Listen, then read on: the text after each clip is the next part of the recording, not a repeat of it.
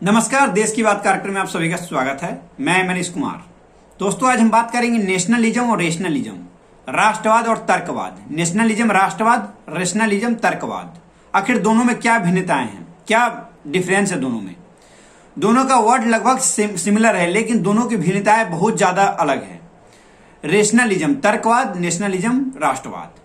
दोस्तों, दोनों की अलग अलग भिन्नताएं, सबसे बड़ी जो भिन्नताएं हैं वो है रेशनलिज्म जो है एक वेस्टर्न फिलॉसफी है, एक दर्शन शास्त्र है, एक फिलॉसफी, एक आर्गुमेंट है। और जो नेशनलिज्म है एक आइडियोलॉजी है, एक विचारधारा है नेशनलिज्म। दोस्तों, पूरी दुनिया में 24 सबसे बड़े युद्ध हुए, उसमें 18 युद्ध सिर्फ नेशनलिज्म के नाम पे लड़े गए, राष्ट्रवाद के नाम पे। और क्या नेशनलिज्म का अर्थ राष्ट्रवाद ही तक सीमित है? क्या देश प्रेम या राष्ट्रवाद तक ही नेशनलिज्म का अर्थ सीमित है? इससे आगे भी नेशनलिज्म होता है या नहीं होता है? इस सब पे आज हम बात करेंगे। आपको बताने के लिए आज हम पीपीटी के जरिए आपको हम पूरे विश्लेषण से समझाएंगे। अपना फीडबैक अपना जरूर दीजिएगा।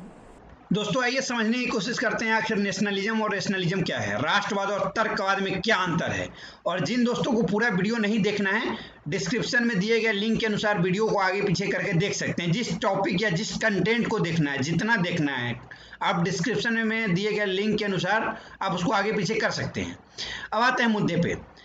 नेशनलिज्म का जन्म कब हुआ? 17वीं सेंचुरी में, फ्रेंच रिवॉल्यूशन के बाद।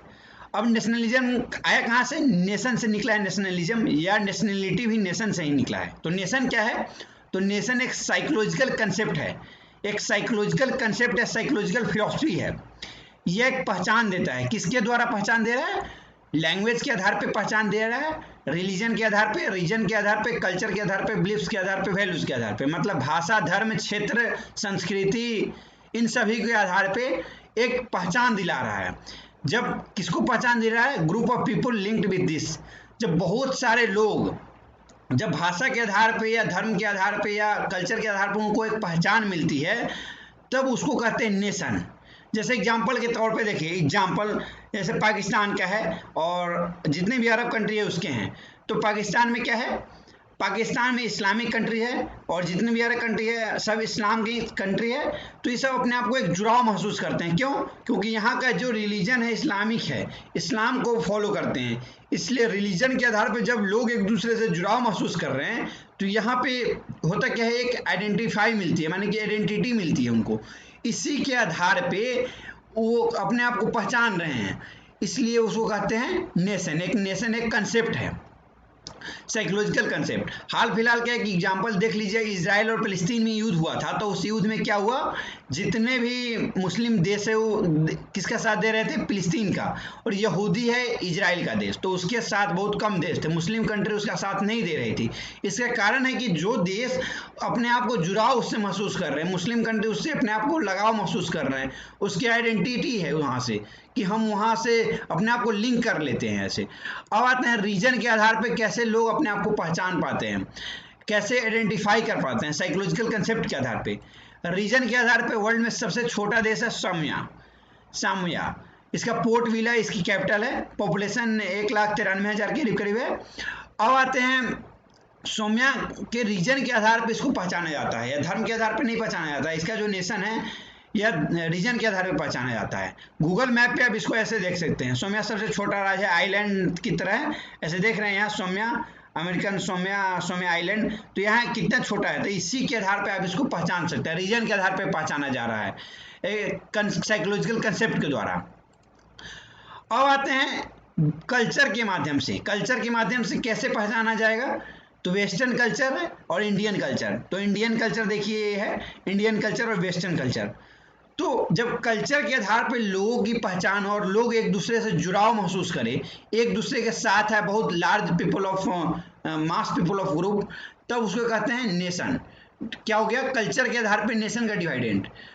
अब आते हैं आपका लैंग्वेज के आधार पे। लैंग्वेज के आधार पे बहुत सारे जो देश है, तमिलनाडु, यहाँ श्रीलंका हो गया, तमिल कम्युनिटी और सिंघाई कम्युनिटी। तमिल कम्युनिटी वहाँ पे बहुत कम है, सिंगल कम्युनिटी ज़्यादा है। तो सिंगल कम्युनिटी की बहुत ज़्यादा बिलीफ है, अपने आप को महसूस एक साथ बिलीफ, बहुत ज़्यादा अटैचमेंट फील करते हैं। लेकिन जो तमिल कम्युनिटी है, जो कि तमिलनाडु से जाके बैस गए हुए हैं, तो वहाँ उनको बहुत ज़्यादा समस्या का सामना करना पड़ता है। इसलिए जो लोग एक क्या बोलते हैं, एक आइडेंटिटी जिसकी है वह पहचान के तौर पे जाना जाता है और एक साथ रह रहे हैं, तो उसे कहते हैं लैंग्वेज के आधार पर उसको उनकी पहचान मिलती है कि वहाँ पे तमिलनाडु में कौन रह रहा है, तो तमिल कम्युनिटी, तो ऐसे करके। अब आते हैं बिलीफ्स के आधार पे। बिलीफ्स क्या है, एक्सेप्टेंस, डेथ, एग्जिस्टेंस स्पेशली। अब मान लीजिए हम राम को मान रहे हैं, ईसाई धर्म है और राम को नहीं मानता है, मुस्लिम धर्म है वो अल्लाह को मानता है, हिंदू धर्म है और राम को मान रहा है, तो इसी तरह बिलीफ का सब के धर्म के अपने अपने बिलीफ्स है। जैसे चाइना में बुद्धिस्ट का पूजा होता है, इंडिया में वो सब कल्चर का पूजा, सब धर्म का पूजा होता है। तो इसलिए अपने अपने बिलीफ्स के अनुसार, अपने अपने फेथ के अनुसार जब बहुत सारे लोग एक साथ जुड़ाव महसूस करते हैं, उसे कहते हैं नेशन। दोस्तों आप समझते हैं नेशनलिज्म क्या है? नेशनलिज्म एक आइडियोलॉजिकल फिलॉसफी है, ना कि साइकोलॉजिकल फिलॉसफी। आइडियोलॉजिकल फिलॉसफी में क्या होता है, जब इंडिविजुअल लोग किसी रीजन को, किसी रिलीजन को, किसी धर्म को या किसी भाषा को लेकर या किसी कल्चर को लेकर किसी देश के प्रति, किसी नेशन स्टेट के प्रति या स्टेट के प्रति डिवोटी होते हैं, किसी रिस्पेक्ट करते हैं उस नेशन स्टेट को, तो उसको कहते हैं नेशनलिज्म। जैसे मान लीजिए पाकिस्तान में इस्लाम है, वहाँ इस्लाम माना जाता है, तो इस्लाम को मानते हुए किसी स्टेट, अब इस्लाम वहाँ पर रिप्रेजेंट किसको कर रहा है, पाकिस्तान को रिप्रेजेंट कर रहा है, इसलिए उसके प्रति अगर रॉयल रहते हैं उसको कहते हैं नेशनलिज्म। अब जैसे देखिए यहाँ पे नेशन स्टेट, इंडिया क्या है, नेशन स्टेट है। कैसे?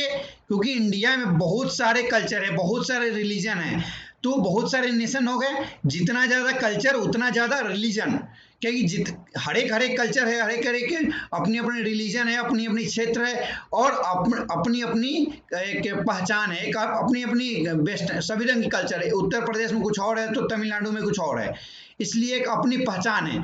तो यहाँ पे नेशन स्टेट बाद में आता है। स्टेट, स्टेट क्या होता है, patch of land plus sovereign government without any external interference को कहते हैं सॉवरेन गवर्नमेंट। तो स्टेट, नेशन स्टेट इसलिए इंडिया को कहा जाता है क्योंकि इंडिया एक sovereign government plus different type of nation का मिक्सअप है, इसलिए नेशन स्टेट इंडिया को कहा जाता है। और नेशनलिज्म क्या होता है, नेशनलिज्म जब कोई व्यक्ति किसी धर्म, जाति या किसी संस्कृति को लेकर किसी देश के प्रति होपफुल है, किसी देश के प्रति अपनी सम्मान व्यक्त कर रहा है, उसको कहते हैं नेशनलिज्म। चाहे वो कोई भी देश हो सकता है, पाकिस्तान हो सकता है, चाइना हो सकता है, वहाँ कल्चर को लेके कल्चर को मान रहा है और वह कल्चर रिप्रेजेंट कर रहा है एक देश को, तो उसको कहते हैं नेशनलिज्म। अगर कोई दिक्कत हो इसके बाद भी आप कॉमेंट जरूर करिएगा। दूसरा आते हैं, रविन्द्रनाथ टैगोर ने एक अपना लाइन दिया था 1908 में, I will never allow patriotism in triumph over humanity as long as life. कहने का मतलब था कि रविन्द्रनाथ टैगोर ने कहा था कि मैं कभी नहीं ऐसा कि पेट्रोटिज्म और नेशनलिज्म एक ही वर्ड है लगभग, तो कभी ह्यूमनिटेरियन से बड़ा, कभी मानवता से बड़ा राष्ट्रवाद नहीं हो सकता है। उनके कहने का मतलब पहला मानवता आएगा, उसके बाद राष्ट्रवाद आएगा। राष्ट्रवाद को उन्होंने बाद में रखा था, मानवता को पहले रखा था। इसका जिक्र गांधी ने भी अपने कॉन्सेप्ट में किया था। गांधी ने अपने कॉन्सेप्ट दिया था नेशनलिस्टिक कॉन्सेप्ट, उसमें 4-5 बातें उन्होंने महत्वपूर्ण बताई थी। पहला उनका लाइन था, nationalism and patriotism highest loyalty towards the state. Nationalism और पेट्रोटिज्म जो होना चाहिए, राष्ट्रवाद या राष्ट्र प्रेम टुवर्ड्स द स्टेट के प्रति तो होना चाहिए, लेकिन patriotism is an humanity, but कि ह्यूमनिटी भी होना चाहिए, मानवता भी होना चाहिए। अगर मानवता नहीं है तो फिर वह राष्ट्रवाद नहीं है। दूसरा में आता है जो महात्मा गांधी का दूसरा कंसेप्ट था। महात्मा गांधी ने कहा था कि every individual has die for family, every people has die for village, village has die for district, district has die for provinces and provinces has die for countries and countries has die for humanity. यहाँ पे die for का क्या मतलब हुआ कि sacrifice करना, fulfil of needs of each other, माने कि एक दूसरे के जरूरत के लिए। अब ऐसा नहीं जरूरत के लिए कि आप अपने घर का सामान दूसरे को दिया, ऐसा नहीं। यहाँ पे सेक्रीफाइस करने का मतलब है कि आपको जितना जरूरी है जिस चीज का उतना ही इस्तेमाल करें। जैसे मान लीजिए आज ऑक्सीजन की कमी हो गई है पूरे वर्ल्ड में, पूरे वर्ल्ड में एक तरह से त्राहिमाम मचा हुआ है कि बहुत सी जितने भी ऑक्सीजन, वातावरण पोल्यूटेड है, लोगों के सांस लेने में बहुत ज़्यादा तकलीफें हो रही है। तो इसके कारण क्या है, ऑक्सीजन की कमी। तो इसीलिए करें इतना ही सामान आप यूटिलाइज करें नेचुरल रिसोर्सेज का जितना आपको जरूरी हो। महात्मा गांधी ने इस पर एक और बात कही, that the resources of my country as my utilise for the benefit of the mankind. इसको कहते हैं नेशनलिज्म। जितना आपका नेचुरल रिसोर्स का सही इस्तेमाल करते हैं ह्यूमन काइंड के लिए, मानवता के लिए, उसको कहते हैं राष्ट्रवाद। ना कि राष्ट्रवाद कहते हैं आप किसी को जय हिंद या जय भारत बोल दिए तो राष्ट्रवाद हो गया, ऐसा बिल्कुल नहीं है। एक पिछले कंसेप्ट पे आपको ले चलते हैं। Nationalism and patriotism slogan Bharat माता की जय, जय हिंद, जय Bharat. This is the greatest act of patriotism speak about the wellbeing of the nation. यह 1995 में सुप्रीम कोर्ट ऑफ इंडिया ने एक जजमेंट में बताया था कि बलवंत सिंह और वर्सेज यूनियन ऑफ इंडिया का एक केस था, उसमें बताया था कि खालिस्तानी जिंदाबाद या खालिस्तानी मुर्दाबाद या हिंदुज़म मुर्दाबाद कह देने से कोई नेशनलिस्टिक या एंटी नेशनल नहीं हो जाता है। ऐसा बिल्कुल नहीं है कि कोई खालिस्तानी जिंदाबाद कह देते एंटी नेशनल हो गया। सुप्रीम कोर्ट ने बाकायदा कहा था कि यह नेशनलिस्टिक पॉलिसी का कोई आधार नहीं है, और इसका जिक्र महात्मा गांधी ने भी अपने बातों में किया है कि ह्यूमन काइंड का जब तक नेचुरल रिसोर्स के द्वारा यूटिलाइजेशन नहीं होता है, उसका सही यूटिलाइज नहीं करते नेचुरल रिसोर्स का, और सभी को इक्वल अपॉर्चुनिटी नेचुरल रिसोर्स का नहीं मिलता है, तब तक वह नेशनलिस्टिक पॉलिसी नहीं है। नेशनलिस्टिक पॉलिसी इसे कहा जाता है, ना कि भारत माता की जय और जय हिंद जय भारत को नेशनलिस्टिक पॉलिसी कहा जाता है। अब आते हैं तीसरे उनके पॉइंट पे। Patriotism and nationalism is not wrong but way narrowness, selfishness, exclusiveness then this is nationalism. कहने का मतलब जो पेट्रोटिज्म या नेशनलिज्म राष्ट्र प्रेम या राष्ट्रवाद है, वह तब तक गलत नहीं है जब तक वह नैरोनेस या सेल्फिशनेस नहीं होता। अगर तब गलत होने लगता है नेशनलिज्म, तब नहीं माना जाएगा जब आप अपने स्वार्थ के लिए, अपने छोटी विचारधारा के लिए, अपने स्वार्थपूर्ण महत्वाकांक्षी भावनाओं के लिए आप उस चीज का दोहन कर रहे हैं। जैसे कि अभी अंडमान निकोबार में 233 बिलियन रुपए पैसा उस पर फूंका जा रहा है, और वहाँ पे जो वातावरण पॉल्यूशन होंगे, बहुत सारे पेड़ कटेंगे, वहाँ जो बहुत सारे जो जनजातीय लोग रहते हैं उनको डिस्टर्ब होगा, और बहुत सारे जो पौधे हैं, वृक्ष है, उनको काटा जा रहा है। इससे ऑक्सीजन की कमी होगी और लार्ज संख्या में जो इन्वायरमेंट का पॉल्यूशन होगा। बक्सवा फॉरेस्ट जो मध्य प्रदेश में काटा जा रहा है, उसका भी नुकसान है हीरा निकालने के लिए। लेकिन हीरा तो कम ही निकलेंगे, लेकिन इससे बहुत ज़्यादा नुकसान होगा। अभी कोविड की स्थिति में भी देख लीजिए, ऑक्सीजन की कमी पड़ गई है, और ऑक्सीजन अभी 50,000 से 1 लाख तक रुपए में ऑक्सीजन बिक रही है। जो ऑक्सीजन फ्री में कल मिलती थी, आज 1 लाख 2 लाख में बिक रही है। तो हीरा किस काम का आएगा? इसी बात को कहते हैं patriotism and nationalism not selfishness, exclusiveness. अपने स्वार्थ के लिए आप पेट्रोटिज्म नेशनलिज्म का इस्तेमाल नहीं कर सकते हैं। महात्मा गांधी का थॉट है, मैं डिस्क्रिप्शन बॉक्स में बकायदा इसका लिंक दे दूंगा, इस थॉट का आप पढ़ लीजिएगा।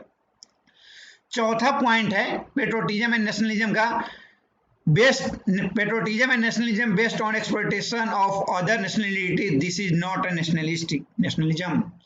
कहने का मतलब अगर आप दूसरे नेशनलिटी पे, दूसरे व्यक्ति, दूसरे देश के लोगों पे या दूसरे देश पे उसको सताते हैं, उस पर अत्याचार करते हैं, अपना रौब जमाते हैं। जैसे अमेरिका हमेशा दूसरे देश पे अपना हुकूमत दिखाते रहता है, सुपीरियर अपने आप को समझता है, तो वह नेशनलिस्टिक पॉलिसी को फॉलो नहीं करता है महात्मा गांधी के अनुसार। जैसे इंडिया भी है, पाकिस्तान के सामने बहुत बड़ा अपने आप को दिखाता है कि हम पाकिस्तान को मार देंगे, बम गिरा देंगे। पाकिस्तान भी कहता है कि हम भी मार देंगे। तो पाकिस्तान हमेशा एटम बम की धमकी देता है कि हम एटम बम गिरा देंगे। चाइना कहता है कभी एटम बम हम गिरा देंगे। तो कहने का क्या मतलब हुआ कि नेशनलिस्टिक पॉलिसी के खिलाफ है। कैसे? क्योंकि नेशनलिस्टिक पॉलिसी कहता है कि आप दूसरे पर सुपीरियर नहीं बन सकते हैं, दूसरा के सुपीरियर। ब्रिटिश ने इंडिया पर सुपीरियर करके राज किया था बहुत साल, जो है नेशनलिस्टिक पॉलिसी के खिलाफ जाता है। नेशनलिज्म नहीं है, राष्ट्रवाद इसको नहीं कहा जाएगा। Not understand when superior from the other country. आप सुपीरियर दूसरे पर नहीं बन सकते हैं, राष्ट्रवाद के खिलाफ है। राष्ट्रवाद ऐसा नहीं कहता है। गांधी का 5वां पॉइंट था, Gandhi said if country serve nationalism then world together with mutual understanding. Gandhi ने कहा था कि अगर पूरे वर्ल्ड है, पूरे विश्व अगर नेशनलिस्टिक पॉलिसी के साथ चलती है तो पूरे विश्व एक साथ रह सकते हैं, म्यूचुअल अंडरस्टैंडिंग के साथ, बहुत अच्छे स्नेहपूर्ण भाव के साथ एक साथ रह सकती है। गांधी का 5वां कंसेप्ट था। अब आता है रेशनलिज्म, दूसरा जो पॉइंट है उसका, रेशनलिज्म, तर्कवाद। तर्कवाद नाम ही से पता चलता है, तर्कवाद। Rationalism is a western philosophy, यह एक वेस्टर्न फिलोसफी है। 17वीं सेंचुरी में लाया गया था रेने डेस्क्रेट्स के द्वारा। रेने डेस्क्रेट्स है, उनके द्वारा लाया गया था 17वीं सेंचुरी में। Rationalism is not based on culture, religion, opinion या एनी आइडियोलॉजी। रेशनलिज्म जो है, तर्कवाद किसी कल्चर या बिलीफ या रिलीजन या ओपिनियन पे डिपेंड नहीं करता है, किसी आइडियोलॉजी पे बिलीफ नहीं करता है। रेशनलिज्म जो है कि वह बिलीफ क्या चीज पे करता है, factual verified and logical value पे बिलीव करता है। जैसे रेशनलिज्म है वह वेरीफाइड कंटेंट लॉजिकल वैल्यू पे बिलीव करता है। जैसे एग्जांपल देख लीजिए, एग्जांपल में रेशनलिज्म आर्गुमेंट एक है, human activity responsible for spread of corona virus. ऐसे ह्यूमन एक्टिविटी के कारण ही कोरोना वायरस फैला। रेशनलिटिक पॉलिटिक जो रेशनल आर्गुमेंट जो लोग देते हैं उनका कहना है कि जो कोरोना वायरस फैला है रेशनलिस्टिक पॉलिसी के कारण फैला है, ह्यूमन एक्टिविटीज के कारण ही फैला है। लेकिन जो लोग रेशनलिस्टिक पॉलिसी के नहीं है वो कहते नहीं भगवान ने दिया है, भगवान ने भेजा है, माने कि उनकी सुपर नेचुरल एक थिंकिंग है, एक अलग थिंकिंग है, रेशनल से इरेशनल थिंकिंग है। और जो रेशनल आर्गुमेंट के जो लोग होते हैं इस चीज को नहीं मानते हैं, वो बोलते हैं नहीं ये इसका कारण ह्यूमन एक्टिविटीज ही है, इसलिए यह कोरोना फैला है। दूसरा, अर्थ मूव्स अराउंड द सन, सन के चारों ओर अर्थ घूमता है, नहीं कि सन अर्थ के चारों ओर घूमता है।